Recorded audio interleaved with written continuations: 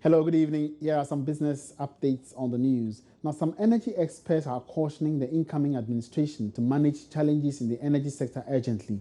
According to the Africa Center for Energy Policy, ACEP, this is important because power supply from the nation's hydropower sources are still unreliable. On their part, Kumasi Institute of Technology and Environment, KITE, is urging government to focus on alternative sources of power to prevent a possible energy crisis in 2017. The executive director of KITE, Ishmael Ejukumihene, warns that cost of power production will surge next year if government fails to address the high cost of utilities.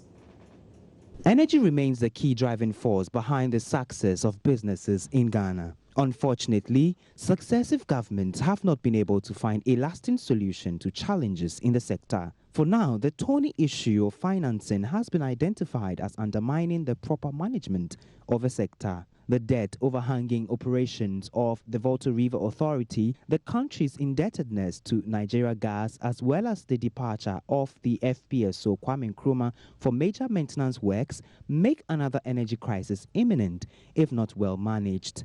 Executive Director for the Kumasi Institute of Technology and Environment, Ishmael Ejekumhene, says the supply of power will be stable in 2017 only if the incoming government tackles the outstanding debts in the power sector. There are any quick fixes when it comes to one's indebtedness. If you owe several millions of dollars, unless you're able to defer the repayments, like they were told they were going to issue bonds and have it paid over a period of time, then there are very little options than to look for money to not just run or provide the recurrent expenditure, but also to find a way of making sure that you've dealt with the debt situation once and for all. So in the short term, and I don't know what we define as the short term, we really must make sure that we have crude oil to run these plants.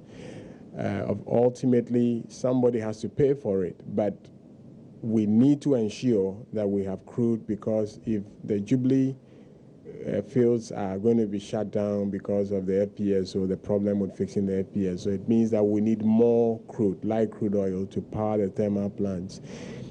The FPSO Kwame Nkrumah will be shut down for the next 3 months following maintenance works. This development has raised fears among some business owners who say the situation could affect production.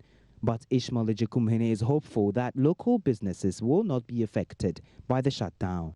The good news now is that we do have installed capacity. We do have the plants. If we have the fuel, we should be able to keep the system running. Well, as for the debt, somebody has to pay. The bottom line is that the utilities are owned by the government. Their VRA is 100% state-owned. ECG is 100% state-owned. So when a business is running at a loss, normally it's the owners who are supposed to recapitalize the businesses.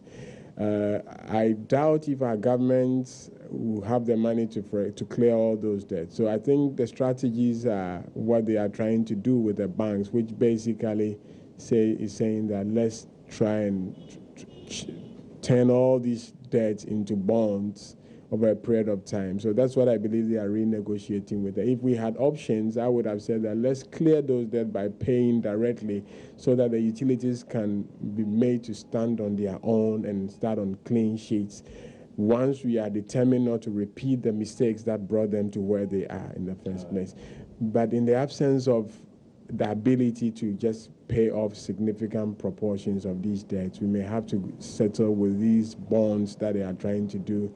But there are pressing cash flow situations like getting money to buy the crude oil that we need whilst the Jubilee fields are down because of the FPSO problem. All right. And the Ghana cedi is yet to witness some significant stability on the interbank and forex bureau markets. This is despite the Bank of Ghana's decision to sell some $40 million to commercial banks last month. The following Business Desk report has more. It was the expectation of the regulator that their action will result in some firm stability of the local currency. However, 6 days after this move to sell some $40 million to commercial banks, the Ghana cedi is yet to respond positively to this action. According to a report put together by SIC Financial Services, The cedi actually recorded some marginal stability on the day of the auction. However, it started depreciating again on the next day. Some financial research houses have put the cedi's depreciation from January to date at over 6%. $1 is likely to be sold to you by a forex bureau at around 4 Ghana cedis 30 pesos. According to some bank treasurers, the Ghana cedi has not responded to the Bank of Ghana's move because the challenge is fueled by real demand from businesses and not activities of speculators. Therefore, unless these demands are met, it might be difficult to actually halt the cedi's depreciation. Some multinationals have told Joy Business that they are struggling to get all their requests to the commercial banks. If the challenge should continue, it could increase the cost of living substantially. The Bank of Ghana recently increased the amount of dollars it's planning to sell to banks from $60 million to $120 million over the next 4 weeks. Meanwhile, Finance Minister Seth Terkper is confident that the Bank of Ghana has what it takes to deal with the current challenge facing the local currency. I say that a lot depends on exchange rate, but I think that there are global developments, the elections in the U.S., the Brexit, follow-up, issues, our own elections, and the fact that this is a season, when the demand for foreign exchange increases. But I think the last monetary policy, committee meeting, the governor did assure the nation that unlike when the three commodity prices were falling rapidly in 2013 and 2014, 2012 and 2013 and 2014, yes, we are not in a dire straits as far as the results are concerned. Moreover, cocoa revenues are still coming in tranches. We have not exhausted the inflow of cocoa revenues by way of foreign exchange to support the, Bank of Ghana does, project some depreciation, but we do not think that we are going to see, rapid reduction. We've seen the cedi stabilize, in the past, and this is again like the debt management policy. It is backed by, various strategies. And away from that, some traders in Kumasi are said to have reduced general prices of goods as they continue to celebrate the MPP's victory in last week's election. Joy News checks reveal products prices have dropped between 5 and 10%, especially for clothing and beauty items. Chris Debra reports. A visit to some market centers in the city reveals some retailers are even selling at wholesale prices. The traders, who are in a jubilant mood, believe the incoming government will effectively manage the economy. Yeah, the reason I'm I have reduced the prices. I am doing that because I feel Ghana is relieved of a burden.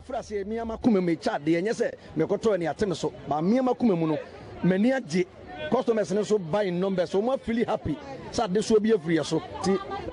first, I was selling for 75 cedis, but now it is 74 cedis. Oh, for a name, 75 cedis. Say me about 74. I've reserved a special cloth to give to my customers this Christmas. Hey, and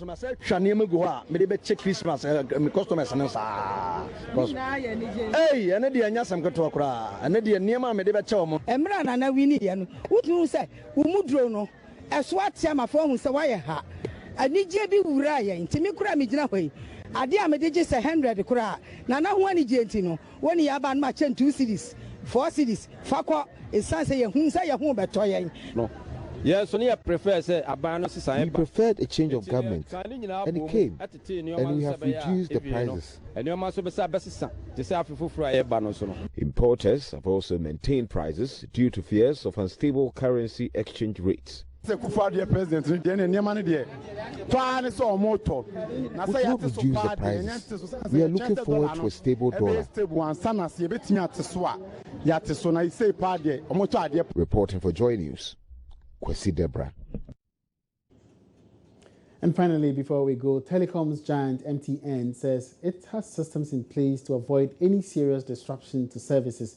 The assurance follows a major interruption in its voice and data services last night, which made it difficult for subscribers in some parts of the country to make calls and access internet services on their handsets.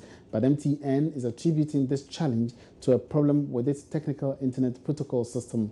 which supports data and voice calls. Mohammed Rufail is Chief Technical Officer at MTN Ghana. As you know, the signals we carry your voice calls on transmission, what we call transport. So we transport your calls on the IP network using the IP protocol. So it's internet protocol that we use to transport your calls around. So this particular node controls the movement of those calls, and that is what had a problem, and we activated the redundancy, which the node was fully redundant anyway, so we quickly brought in the redundancy to restore the service.